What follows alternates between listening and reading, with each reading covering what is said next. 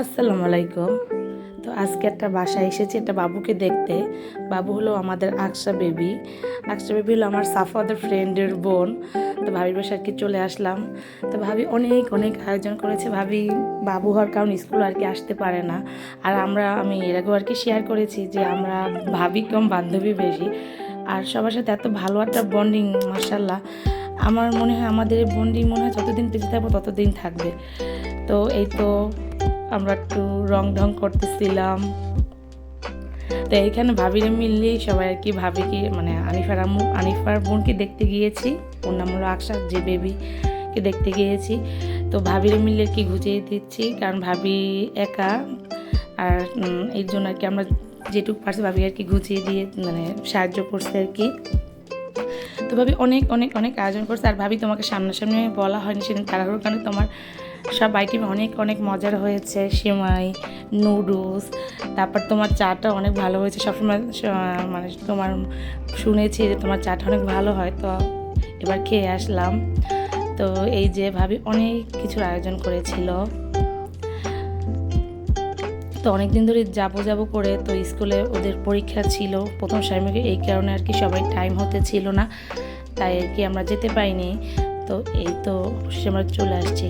তো এখানে ভাবি আমের যেহেতু সিজন, আমের আয়োজনও করেছিল। আসলে হয় কি মানে আমরা যখন একটা টাইম একসাথে থাকি, স্কুল টাইমটা আমাদের না বেশ ভালো যায়। মানে দেখা যায় যে সব দুঃখ কষ্টগুলো আর কি আলোচনা করি, বা ভালো লাগে আর কি ব্যাপারগুলো।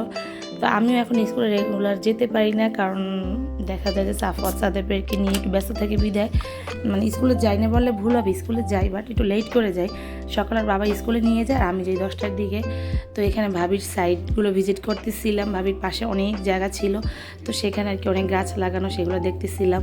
সাধারণত দেখা যায় আমাদের শহরের বাড়িতে আজকাল এভাবে জায়গা থাকে না। দেখা যায় সবার বাড়িতেই সবাই বাড়িঘর করে ফেলে। তো এই যে খালি জায়গাগুলো দেখলে আমার কাছে বেশ ভালো লাগে। যেমনটা আমার নানা বাড়িতে এরকম বেশ খালি জায়গা রয়েছে, পুকুর আছে, ভালো লাগে আসলে এগুলো দেখতে। তো ভাবি এখানে কিছু গাছ মানে ফুল গাছও লাগিয়েছে, এগুলো দেখতেছিলাম। তো স্কুলে সব বাচ্চাদের রেখে তারপর আমরা আর কি এসেছি, কারণ দেখা যায় টাইমও মিলতেছিল না। বিকেল ওদের কোচিং থাকে, তো বিকেল টাইমও আমরা ব্যস্ত থাকি। আর দেখা যায় সন্ধ্যার পরও দেখা যায় অ্যাটেন্ডের কাছে সবাই থাকে, আর সবাই একত্রিত হতে পারি না সব ভাবিরা। তাই কি আমরা ডিসিশন নিয়েছি যে আমরা স্কুলে গিয়ে বাবুদের রেখে এরপর আমরা আর কি আকশা বেবিকে দেখতে যাব। তো অবশেষে আমাদের চা না খেলেই তো না, চা তো মাস্ট, সবারই লাগবে। আর এখানে আমিও দেখা যায় চাখোরদের সাথে থাকতে থাকতে আমিও চাখোর হয়ে গিয়েছি। চা তো আমারও একটা সময় আমার বেশি ভালো লাগতো না, বাট আমি এখন চা অনেক পছন্দ করি। চা না খেলে দেখা যায় যে আমার মাথা ব্যথা করে, দিন ভালো যায় না। তো এর জন্য সকালে উঠে আমিও চেষ্টা করি 1 কাপ চা অথবা কফি খাওয়ার জন্য। আর না হলে বাসা থেকে যদি আমি না খেয়ে যাই, স্কুল তো মাস্ট খাবোই। তো এই তো আমাদের আকশা, মার্শাল্লাহ কেউ মার্শাল্লাহ বলতে বলবে না। আর আমি যেহেতু ও ছোটো, তাই আর কি ওর ফেজ আমি শেয়ার করলাম না।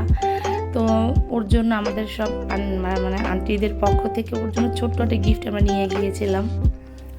একটা কানের দুল ছিল সোনার। তো যাই হোক, যা পারছি আমরা সবাই মিলে সেটুকুদেরকে দেওয়ার চেষ্টা করেছি। তো এই তো আমরা আজকে এই পর্যন্তই আমার ব্লগ ছিল। আল্লাহ হাফেজ, ভালো থাকবেন, দেখা হবে নেক্সট কোনো ব্লগে। আল্লাহ হাফেজ।